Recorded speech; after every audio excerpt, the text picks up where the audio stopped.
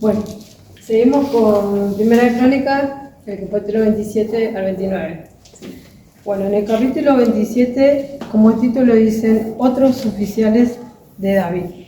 Bueno, en el ejército estaban formados 12 grupos, ¿no? Entre ellos eran jefes y oficiales de familia, y cada uno tenía su nombre. Eran hasta el número 9, cada uno tenía un nombre y a cada uno de esos lo acompañaban otros, que son muchos los nombres, por eso no lo voy a nombrar. Y también estaban las tribus, las 12 tribus, ¿no? Que se acuerdan que ya habíamos hablado de las tribus de Rubén, de Zenón, de Leví, de Judá, Isaacar y todo eso, que eran 12. Bueno, todo eso también estaban ahí, y también que se multiplicaban tanto que nadie los podía contar. Y ¿se acuerda que David había mandado a jóvenes de 20 años para la guerra? Bueno, acá David no los cuenta, o sea, como que no lo tiene en cuenta. Bueno, acá primero se tiene en cuenta, ¿no? Y se vuelve a nombrar el censo, Sí. habló recién. El censo. Pero antes acá el tema es la organización del ejército, y estaba dividido, como Sí. dice Julie, para que cada vez en el año 12 meses, por mes, haya un grupo diferente custodiando. Entonces, de 24.000 hombres estaban divididos ahí, que da, 24 por 12, 24.000 por 12, en total eran 288.000 hombres para la guerra. Y lo que nombra Julie de los jóvenes de hasta 20 años que no habían sido contados, era porque vieron que lo que nombraba, creo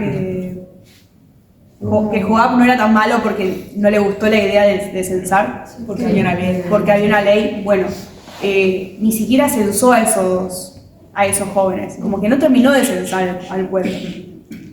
Bueno, esos eran esos hombres de menos de 20 años que no habían sido censados.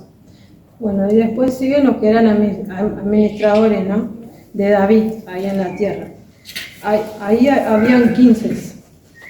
Y bueno, yo le voy a leer lo que se encargaba cada uno de hacer, porque los nombres son muy difíciles. Bueno, las tareas que tenían que hacer cada uno. El primero se encargaba de cautivar la tierra del rey, el segundo de cuidaba los viñeros, el tercero las viñas de la bodega, el otro que le sigue los olivares, los árboles de higos silvestres, el otro depositaba el aceite, después estaba el que hacía el ganado en Sarón, el que atendía al ganado que pastoreaban en los valles, el que vigilaba los camellos, el que cuidaba las burras, las ovejas, y otros ayudantes que aparecen también ahí, que uno era secretario, los hijos del rey, consejero, después aparece el consejero y el amigo, y después jefe del ejército. Bueno, y acá se muestra que David era el rey, era re capaz, era el mejor adorador, era el que iba a la guerra y que siempre Dios le daba la victoria, pero sin embargo contaba con un montón de ayudantes. Y tenía esa capacidad de delegar a quien cuidaba, a quien custodiaba, a quien administraba. Entonces, bueno, también lo tenemos como referencia de eso, ¿no? De que no es que él se encargaba de todo, sino que tenía a muchos ayudantes y administradores de todo lo que era el reino. Bueno, ahora vamos con el capítulo 28. Y acá ya nos vamos despidiendo de David.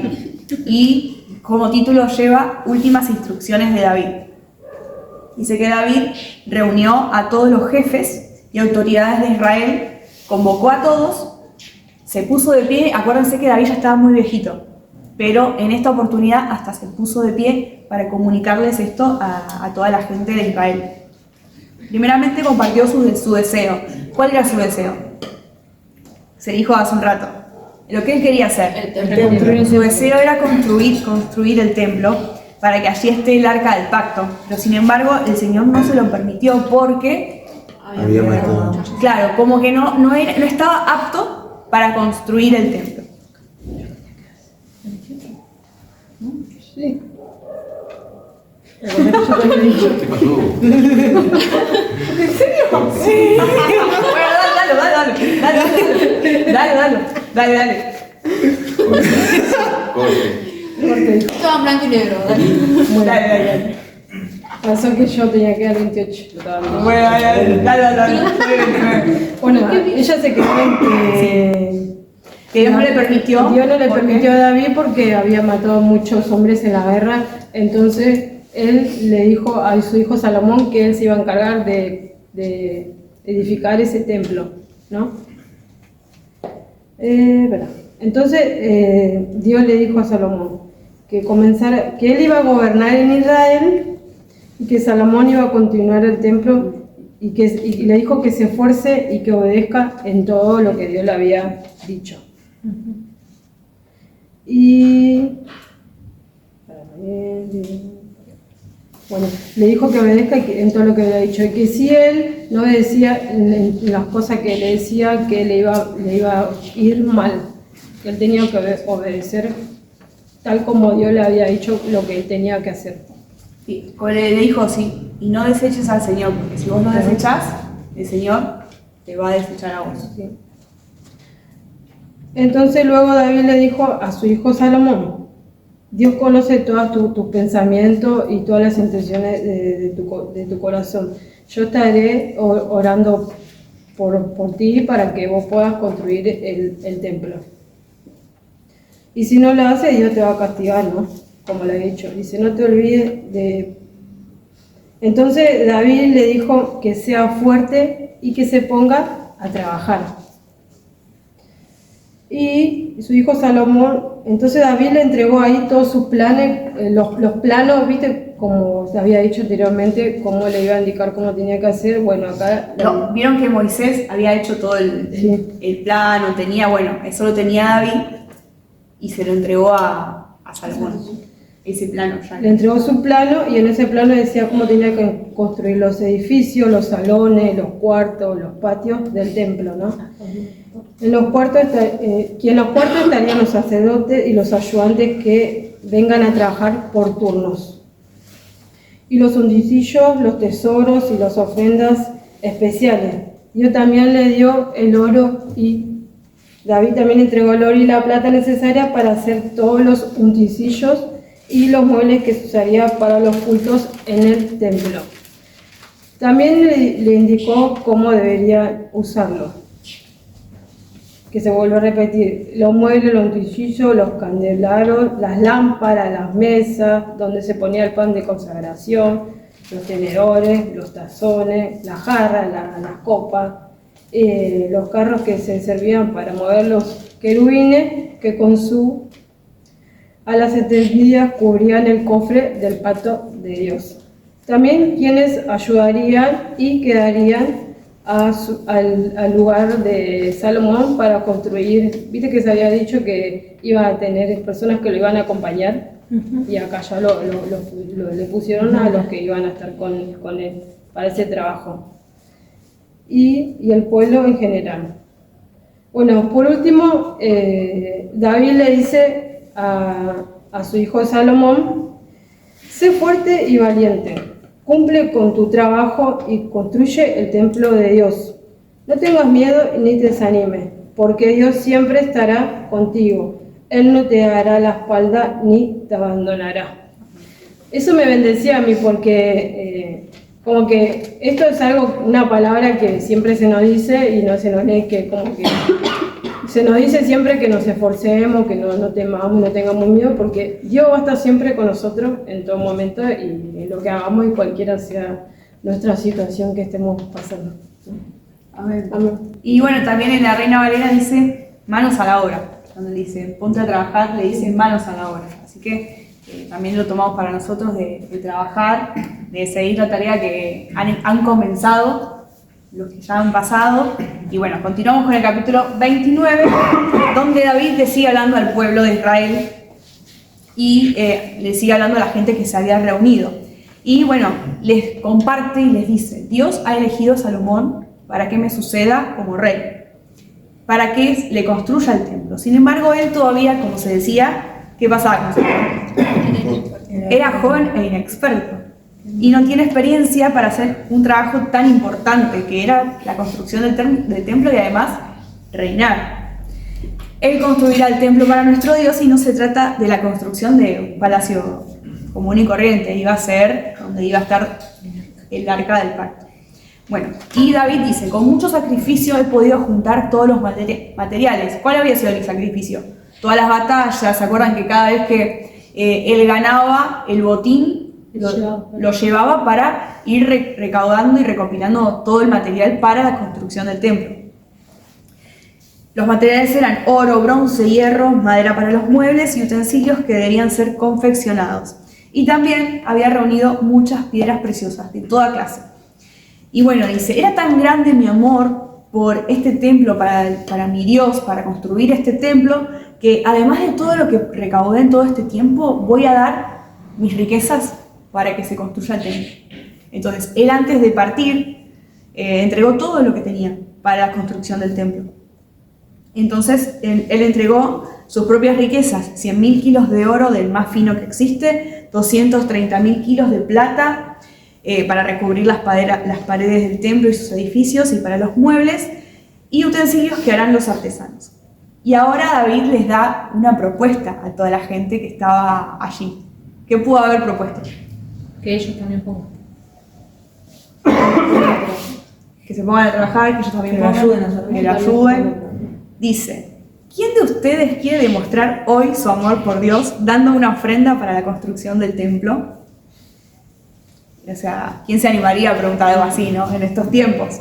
Entonces, todos los jefes de Israel y las altas autoridades del reino dieron de buena voluntad las siguientes ofrendas. O sea, se tomaron bien y dijeron, sí, yo quiero. Nosotros amamos esto también. Y dieron un montón de monedas de oro, plata, bronce, muchos kilos de hierro. Y además, las piedras preciosas se las entregaron a Jehiel, descendiente de Gersón, que se lo nombró recién, que era el encargado de la tesorería. Esas piedras preciosas se las dieron a él. Y bueno, todo el pueblo de Israel y David estaban muy contentos porque todo lo que dieron lo dieron de verdad, o sea, lo dieron de corazón, no lo dieron porque se los pidió el rey, por conveniencia o para quedar bien, sino que lo dieron sinceramente de corazón.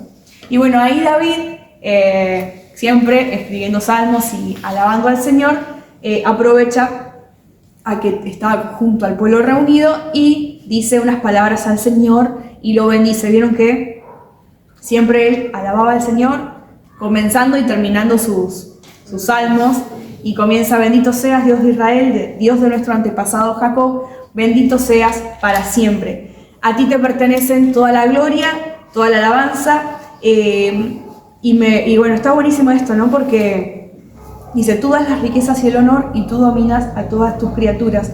Tuyos son el poder y la grandeza. Y bueno, termina, ¿no? Después dice, Dios nuestro, todas estas riquezas que hemos dado para construirte tu templo, o sea, luego de que el pueblo haya dado todas las ofrendas y hayan dado todo lo que nosotros te dimos, en realidad era tuyo.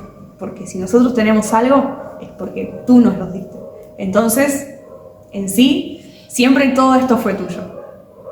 Ahí como que al pueblo si bien el pueblo estaba bien y estaba con el espíritu correcto, también es bueno saber de que si hoy le podemos dar algo a, no sé, a la iglesia, a un hermano, no es porque nosotros se lo dimos, sino porque lo que tenemos es porque Dios nos lo dio.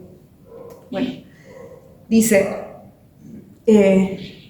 nuestra vida es como una sombra sobre la tierra sin esperanza alguna, y sabemos que ninguno de nosotros merece reconocimiento por las ofrendas que hemos traído.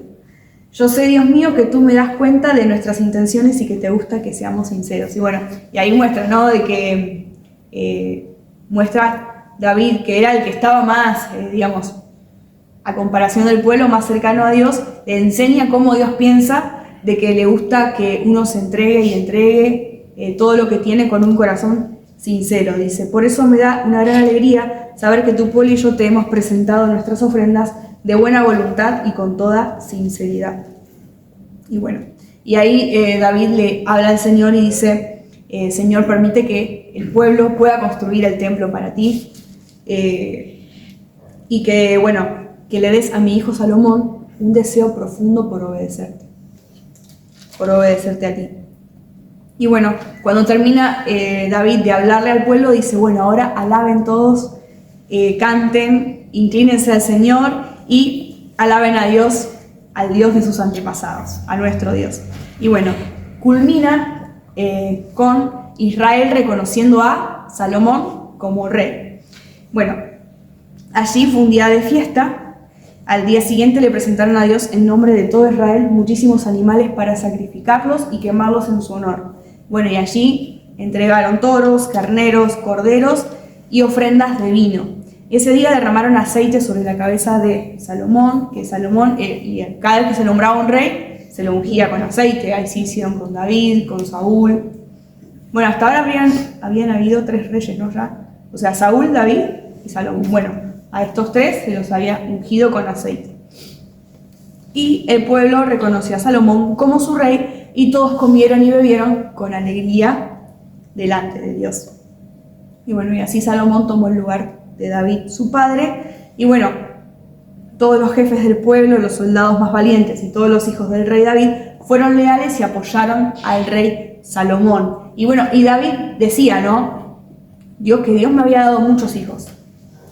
Porque sí, tuvo muchos hijos, pero había elegido a Salomón, que no era ni el mayor, no era o sea, es más, lo dijo hace unos versículos atrás, era joven e inexperto, pero Dios lo había querido así como él también fue elegido, que era el menor de sus hermanos, que estaba lejos de todo, apartado, no estaba con los demás hermanos todos así fuertes, valientes, sino que estaba pastoreando ovejas.